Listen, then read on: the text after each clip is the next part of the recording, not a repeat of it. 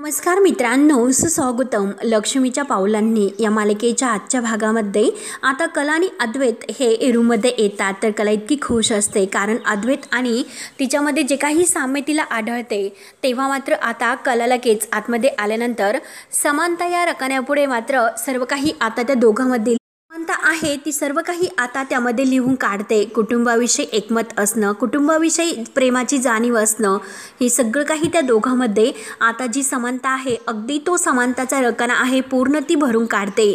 अद्वैतला मात्र आता इतकं इरिटेटेड होतं, तो आता कलावर खूपच चिडतो. तो कलाला म्हणतो की खरे तू आता जरा हे आतीच करते. त्यावर आता कला म्हणते की तू गप्प बस, मला माहिती आहे उगाच वेडेपणा उगाच काही बोलू नको. पण चांदेकर अरे ऐक ना, तू पत्रिकासाठी जे काही कलर्स निवडले ना ते खरंच मला खूप आवडले. त्यावर आता अद्वैत हसून म्हणतो की ऑफकोर्स आवडणारच, मी कोण आहे आणि हे सर्व कोणी निवडलं. त्यावरती कला म्हणते की हो ना, मला खरंच खूप आवडलं. तर अद्वैत म्हणतो की थँक्यू सो मच. त्यावर आता कलाच्या डोक्यात एक असा प्लॅन म्हणजे काहीतरी येते आणि ती लगेच आता खुश होऊन चांदेकरला म्हणते की चांदेकर अरे मला आणखीन एक आपल्यातील साम्य सापडले. आणि लगेच ती समानता या रकान्यापुढे लिहिते की आपल्या आवडीनिवडी सुद्धा अगदी सारख्याच आहेत आणि हे बघ चांदेकर आपल्याला एकमेकांचे निवडलेले रंग सुद्धा आवडतात आणि तसेच आपल्याला एकमेकांची संगत सुद्धा खूप आवडते. हो आणि बघ ना, अरे समानताचा रकाना सुद्धा पूर्णपणे भरत आलेला आहे. कला मात्र बिचारी आता खूपच खुश होते कारण अद्वैत आणि तिच्यामध्ये किती साम्य आहे हे शेवटी तिने अद्वैतला दाखवून दिलेलं असतं. मी तुला म्हटलं होतं की मी आपल्यातील समानता तुला दाखवून देईल. चांदेकर तुझं अगदी त्या सशासारखेच आहे, त्या गोष्टीतील सशासारखा जो कसा की उड्या मारत मारत अगदी पुढे जातो आणि झोपी जातो. अगदी आगाऊपणा करत तो पुढे गेलेला असतो आणि कासव बिचारा आपला हळूहळू जातो आणि शेवटी शर्यत तो जिंक. अगदी तसंच आहे आणि आपल्या सुद्धा शर्यतीत अगदी तू तसं आहे. तेव्हा आता अद्वैत म्हणतो की हो बघूयात, कारण आता ह्या सगळ्या गोष्टीमध्ये मला वेळ वाया घालवायचा नाही. आपल्याला पत्रिका देण्यासाठी जायचं आहे, भावाचं लग्न आहे माझं, आपल्याला उशीर होतोय, पटकन तयार हो. तर कला म्हणते की हो उशीर होतोय चल ना. तेव्हा अद्वैत म्हणतो की अगं खरे तू खरंच खूप ओव्हर कॉन्फिडन्स आहे बरं का. तेव्हा आता कला म्हणते की हो दे टाळी, आपल्यातील अजून एक मला साम्य सापडलं. तेव्हा आता अद्वैत आणखीन चिडतो आणि तयार होण्यासाठी तो आतमध्ये निघून जातो. तेव्हा आता कलाला खूप असं हसायला येतं. त्यानंतर आता संगीता इकडे काजलच्या हातामध्ये बॅग देते आणि तिला म्हणते की तू 4-5 दिवस अगदी काही दिवस तिकडे मावशीकडे राहा. येथे जर राहिली तर तुला तुझ्या डोळ्यातील त्रास मला नाही बघवणार. तू इथे राहिली तर येथे माणसामध्ये राहून तुला आणखीन त्रास तुझ्या जीवाला होत राहील, त्यामुळे तू मावशीकडे गेलेली बरं राहील. तेव्हा आता काजलच्या डोळ्यात पाणी येते. आता संगीता तिला बॅग भरून देते आणि पाण्याची बॉटल सुद्धा हातामध्ये देते. तेव्हा आता दिनकर म्हणतो की काजल अगं एक गोष्ट ध्यानात ठेव, कारण जी परिस्थिती आपण नाही बदलू शकत तर त्या परिस्थितीपासून लांब राहणं हे योग्य असतं. त्यामुळे हे बघ जर आपली काळजी घे, जास्त विचार न करता काही दिवस शांत राहा. तेव्हा आता काजल बॅग घेते आणि ती बॅग घेऊन शेवटी आता ती जायला निघते. तर संगीता तिला जवळ घेते. हे बघ काजल बाळा, स्वतःची काळजी घे, आता रडायचं नाही आणि शहाणं माझं बाळ असं बोलून तिचा गोड पापा घेते. आणि तेवढ्यात आता काजल निघणार तोच अद्वैत आणि कला तेथे येतात. तर आता कला खुशून म्हणते की गुंड्या. तर अद्वैत विचारतो की काजल अगं काय झालं, कुठे निघालीस. तेव्हा आता संगीता दिनकर अगदी आश्चर्याने आता काजलकडे बघत असतात. त्यांना अगदी खाली मान घातल्यासारखं होतं की आता अद्वैतला काय उत्तर द्यायचं. तेव्हा मात्र आता लगेच कला सुद्धा विचारते की अगं गुंड्या तू काय प्रश्न विचारतोय, तुला सांग ना, अगं कुठे निघालीस तू आणि आई तू तिला कुठे पाठवतेस. आता काजल ही संगीताकडे बघत असते. तर संगीता काजलकडे बघत कलाला उत्तर देते, ती माझी बहीण आहे ना सुकन्या, तिच्याकडे काही दिवस राहायला चालली. तिच्याकडे काहीतरी एक काम आलेलं आहे आणि तिनेच मला फोन करून सांगितलं की जरा काही दिवस काजलला इकडे पाठवून दे, म्हणून तिला मी तिकडे पाठवते आणि म्हणून ती तिकडे काम सुद्धा करेल आणि तिकडे 2-3 दिवस तिकडे राहील सुद्धा. तेव्हा कला म्हणते की आई अगं आता कुठे, अगं घरातील लग्न कार्य 2च दिवसावर आलेलं आहे. तेव्हा आता अद्वैत काजलच्या हाताला धरतो आणि तिला तिकडे बाकावर खाली बसवतो. काजल ए बरं इकडे बस बरं. आणि तो काजलला म्हणतो की हे बघ काजल अगं चांदेकरांच्या घरामध्ये लग्न कार्य आहे, अगं मग चांदेकरांच्या घरामध्ये ह्या लग्न कार्यात तुझ्यासारखा स्ट्रॉंग आणि सॉलिड माणूस लग्न कार्यामध्ये नकोय का, तो तर लागणारच. तेव्हा आता काजल काही न बोलता संगीताकडे बघते. तर अद्वैत म्हणत असतो की काजल अगं जर तू असतील तर सगळे काही काम अगदी परफेक्ट होतील.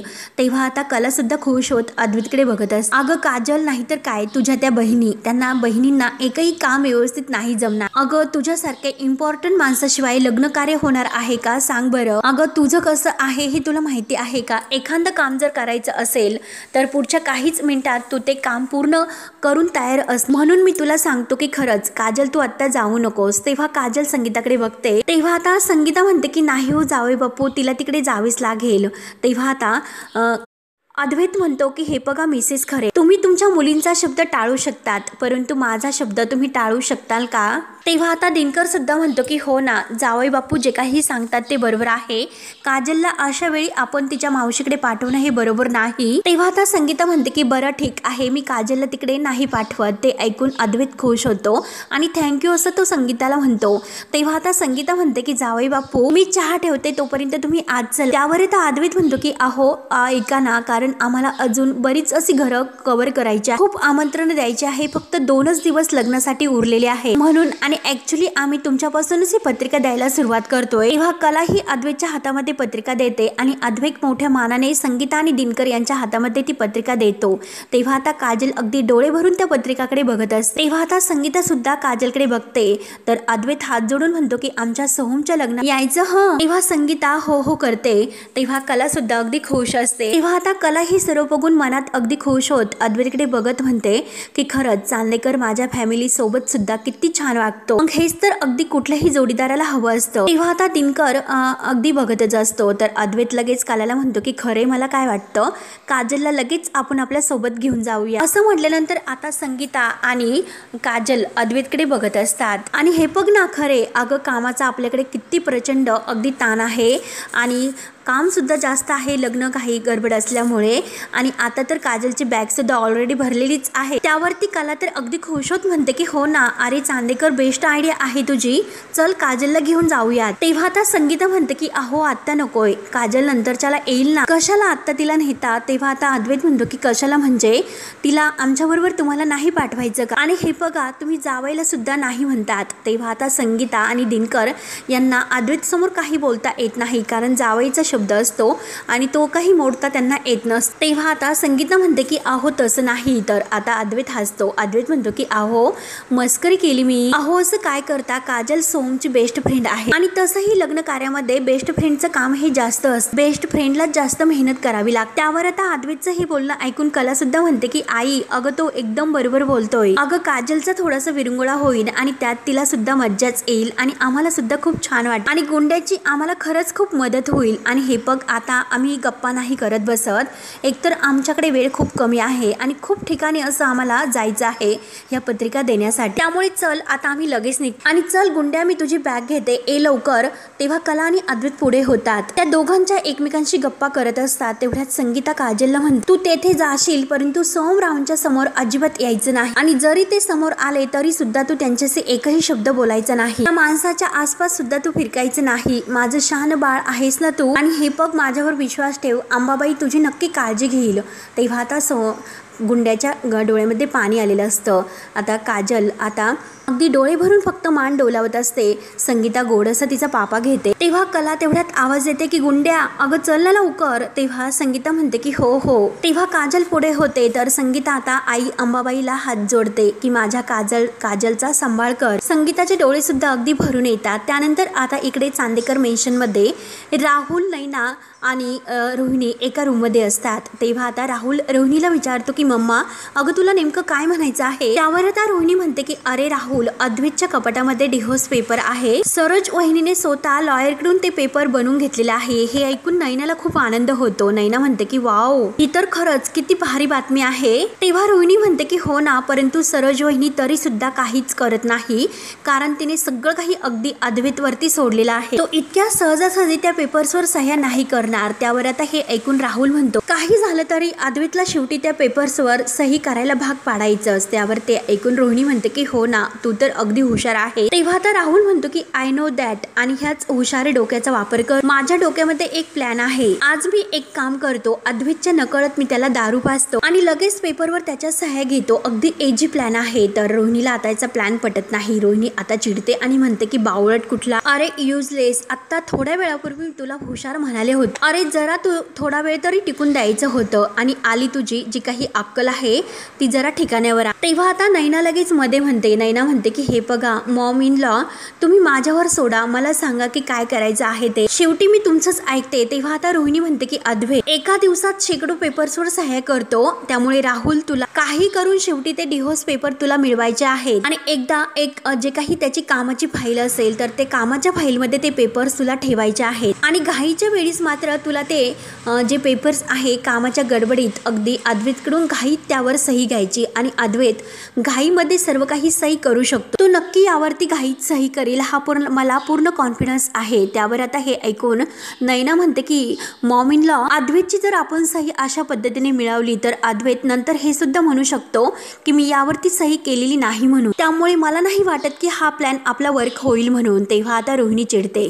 रोहिणी म्हणते की तुझा नवरा एक मूर्ख आहे आणि तू मात्र महामूर्खातली महामूर्ख। अगं ती कला तर तुझीच बहीण आहे, तू तिला ओळखत नाही का? अगं डिव्होर्स पेपरवर जर अद्वैतने सही केली हे तिला समजल्यानंतर ती तर अद्वैतचं काही ऐकून घेणार नाही। अगं तिच्या आत्मसन्मानाला तडा जाईल, तिचा खरंच खूप मोठा एक अपमान होईल, आणि मग मात्र ती बाकीचं काही ऐकून घेणारच नाही। तेव्हा आता रोहिणीचा हा प्लॅन ऐकून नैना आणि राहुल यांना तो पटतो, आणि ते लगेच आता एकमेकांकडे बघून हसतात आणि खुश होतात। तेव्हा मात्र होतं तर काय, आणि रजनीने मात्र आता दरवाजात येऊन या सगळ्यांचं बोलणं ऐकलेलं असतं।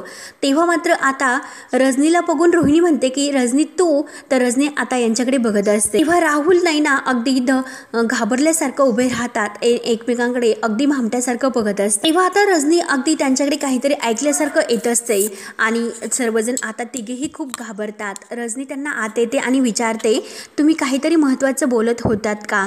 तेव्हा कुठे आता ह्या रोहिणीच्या जीवात जीव येतो आणि नैना राहुलच्या, कारण रजनीने मात्र ऐकलेले नाही हे त्यांना समजते। तेव्हा रोहिणी कुठे अगदी खाली बसते आणि विचारते अगं तू काही बोलायला आली होतीस का? आम्ही असं काही बोलत नव्हतो। तेव्हा आता रजनी म्हणते की नाही वंश, मी तुम्हाला हे सांगायला आले होते की उद्या ती मेहंदीवाली येणार आहे, तर तिचा नंबर आपल्या ग्रुपवरती टाकताल का? तेव्हा आता रोहिणी म्हणते की अरे त्यात काय इतकं, लगेच मी तुला तो नंबर पाठवते। तेव्हा आता रजनी म्हणते की हो चालेल। रोहिणी लगेच आता तो नंबर पाठवून देते। तेव्हा मात्र आता रजनी बाहेर गेल्यानंतर राहुल लगेच दरवाजा लावून घेतो, आणि तेव्हा कुठे आता यांच्या जीवात जीव येतो। तर रोहिणी राहुलला म्हणते की राहुल हे सगळं तुला करायचं आहे, आणि एकदा की आपला हा प्लॅन अगदी सक्सेसफुल झाला तर सर्व काही अगदी आपल्या मनासारखं होईल।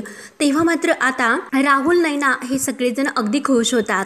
त्यानंतर आता इकडे अंजू ही चहा घेऊन येते, आणि आबांना रजनीला आणि सोहमला ती चहा घ्या, अगदी फक्कड चहा झालेला आहे, आणि चहा घेतल्याने तुम्हाला अगदी बरं वाटेल असं म्हणत असते। तेव्हा आबा अगदी खुश होतात आणि अगदी बरोबर असं म्हणतात। तेवढ्यात आता सोहम चहा घेतो, आणि समोर अद्वैत आणि कला आणि त्यांच्यासोबत काजू आलेली दिसते। तेव्हा आता अद्वैत म्हणतो की काजल अगं ये ना आतमध्ये ये। तेव्हा आता सोहम तिच्याकडे बघत असतो, आणि काजल मात्र सोहमकडे एकटक बघत असते। तेव्हा आबा रजनी काजलला आलेले पाहून अगदी खुश होतात। आबा म्हणतात की हो हो काजल आली, आणि आता मात्र कला म्हणते की अगं बस ना काजल गुंड्या, अगं बस खाली, आणि तिला हाताला धरून ती खाली बसवते। तेव्हा आता आबा म्हणतात की अगं अंजू तू काजलसाठी सुद्धा चहा घेऊन ये। तेव्हा काजल सोमकडे बघत म्हणते की नकोय मला चहा नकोय।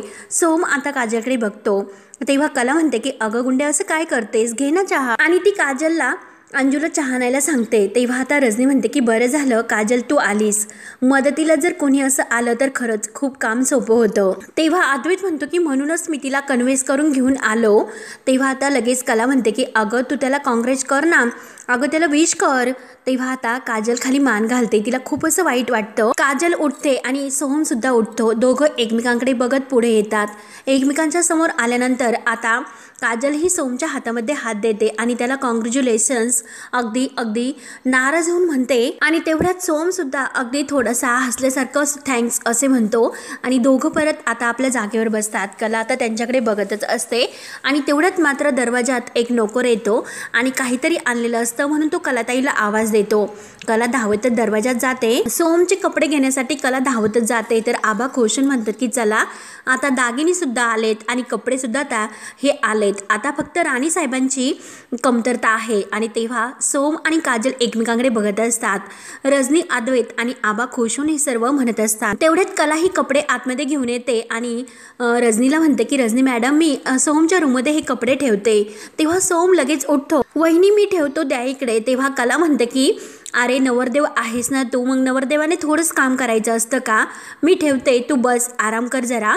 तेव्हा आता आबा म्हणतात की हो सोम तू बस, अरे आमच्याबरोबर बोल जरा, कारण तुझी बायको आल्यानंतर कुठे तू आम्हाला वेळ देणार आहे. तेव्हा आता काजल म्हणते की तायडे मी सुद्धा येऊ का तुझ्या मदतीला. तेव्हा कला म्हणते की अगं एवढं काही नाही, तू बस आणि चहा घे, मी तोपर्यंत करून येते.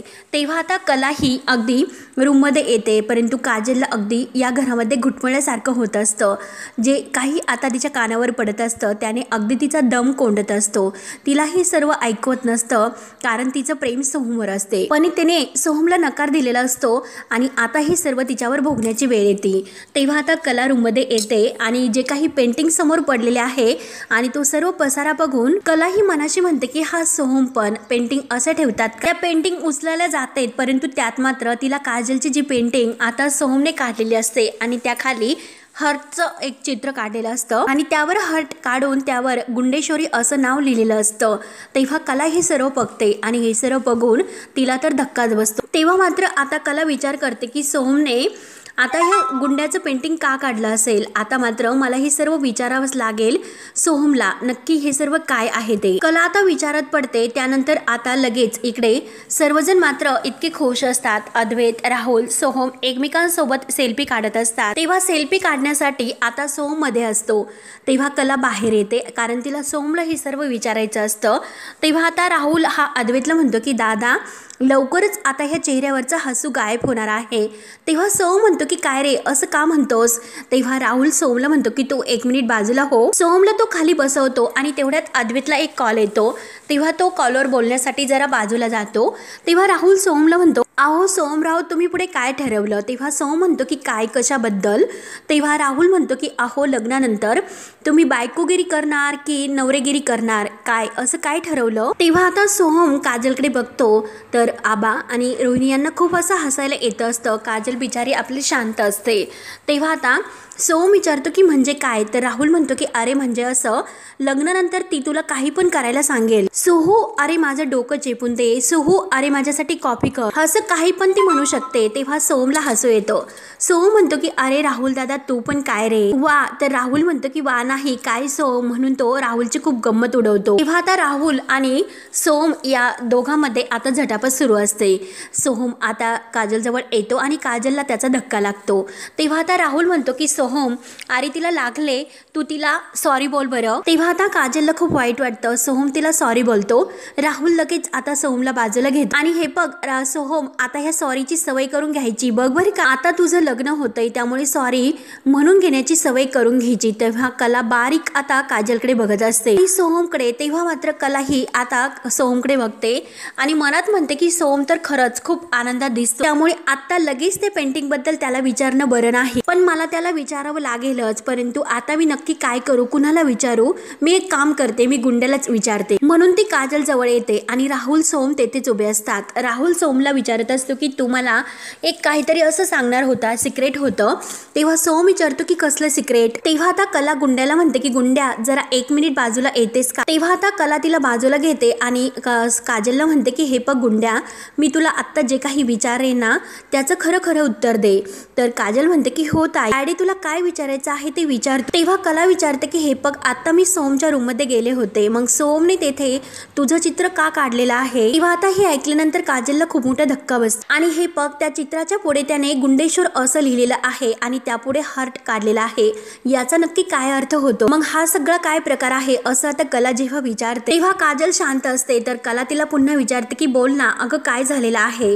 तेव्हा आता अगं तायडे काय झालं तुला माहिती आहे का, त्याला मॉडेल मिळत नव्हती आणि शेवटी मी त्याला बोलले की आपण आहोत, मी तुला मदत करते आणि मग मी काय केलं की त्याला मॉडेल म्हणून मदत केली। आणि तायडे हे पग शेवटी मित्रच हे मित्राच्या कामं येतात, बरोबर आहे ना। आणि हे पग तो गुंडेश्वर बोलतोय ना, मग हे पग तू सुद्धा कायम गुंडेश्वर बोलते हे त्याने ऐकलेलं आहे। तू सारखी मला गुंड्या गुंड्या करत असते म्हणून हे सर्व, आणि त्यात म्हणजे तो तुझा खूप मोठा असा भक्त आहे आणि त्याने मात्र आता हे सर्व ऐकलं आणि लगेच तो मला गुंड्या बोलायला सुरू झाला। अगं मग गुंड्याचं गुंडेश्वर, गुंडोपंत, गुंडेराज, तू काही पण मला असंच बोलायचा, मग आपण सुद्धा काही त्याला सोडतोस का, आपण सुद्धा त्याला झंप्या काही पण असं नाव ठेवायचं, काही पण बोलायला लागलो काही टेन्शन नाही। तेव्हा आता कला म्हणते की खरंच तुम्ही सुद्धा कमालच आहात, मला तर खरंच खूप टेन्शन आलं होतं। तेव्हा आता रोहिणी लगेच आता या दोघींचं नक्की काय बोलणं आहे हे बघण्यासाठी लगेच त्यांच्या जवळ येते। रोहिणी मनात म्हणते की ह्या दोघींचं काय सुरू असेल, नक्की काय चाललं असेल, या दोघी बाजूला उभ्या राहून काहीतरी नक्की बोलतात, कुजबुज करतात, म्हणजे नक्की काहीतरी वेगळंच असेल। रोहिणी त्यांच्याजवळ येतेच तोच लगेच आबा काजलला आवाज देतात। आबा म्हणतात की काजल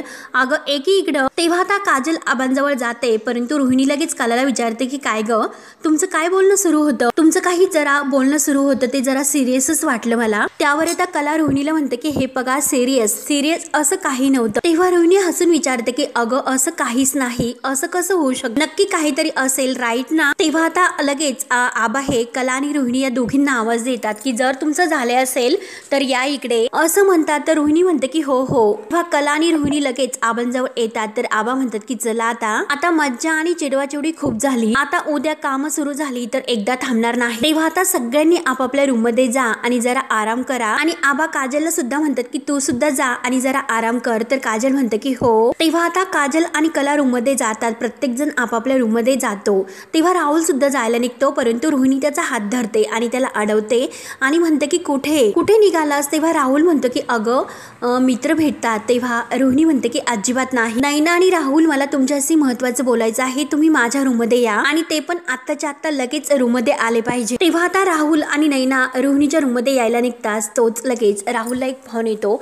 राहुल म्हणतो की हे बघा आत्ताच आत्ता मला त्या 2 फाईल लगेच पाहिजे आहे त्या प्रोजेक्ट बद्दल। तेव्हा आता नैना म्हणते की राहुल अरे तू नको त्या वेळीस ऑफिसचं काम का करत बसला, अरे मॉम इन लॉ ने तुला आता डिव्होर्स पेपरचं काम करण्यासाठी सांगितलेलं आहे। तेव्हा आता राहुल चिडतो, राहुल म्हणतो की अगं जरा गप्प बस, हळूच बोल, जर कुणी ऐकले तर काय होईल। अगं हे बघ जे काम मला मम्मानी सांगितलेलं आहे ते आपलं काम माझ्या लक्षात तर आहे, ऑफिसच्या पेपरच्या फाईल मध्ये मी अगदी डिव्होर्स पेपरवर सह्या सुद्धा घेणार आहे हे लक्षात घे, आलं की सगळं तुझ्या डोक्यामध्ये। तेव्हा आता नैना म्हणते की हो ना तू तर हुशारच आहे, म्हणजे चल एकतरी प्लॅन आपला मार्गी लागेलच आता। तेव्हा राहुल म्हणतो की हो नक्कीच लागेल, हे पग तू बघतच राहा, तुझ्या बहिणीला मार्गी मी नक्कीच लागणार। तेव्हा आता राहुलने ठरवलेलं असतं की कला आणि अद्वैत यांचा डिव्होर्स घडून आणायचाच।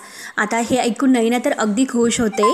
तर मित्रांनो हा भाग येथे संपतो। पुढील भागामध्ये कला आणि अद्वैत हा रूम मध्ये असतात, तर कलाला मात्र समानता या रकान्यापुढे अगदी मार्कर पेनने लिहायचं असतं की त्यांच्यामध्ये काय असे समानता आहे ही तिला आणखीन सापडलेली असते। तर अद्वैत काय करतो, अद्वैत तिच्या हातातील मार्कर पेन घेतो, तर कला म्हणते की अरे माझा मार्कर पेन दे।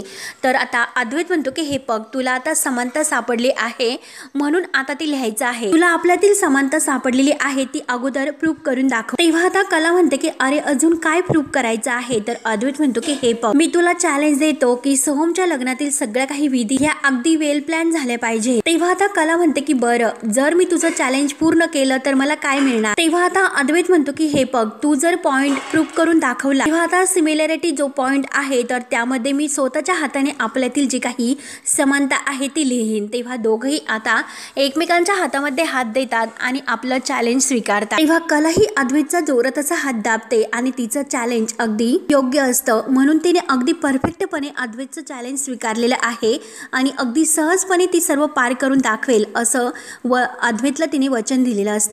आता मित्रांनो पुढे काय होतं हे बघण्यासाठी आपल्या चॅनलला नक्की सबस्क्राईब करत राहा। धन्यवाद।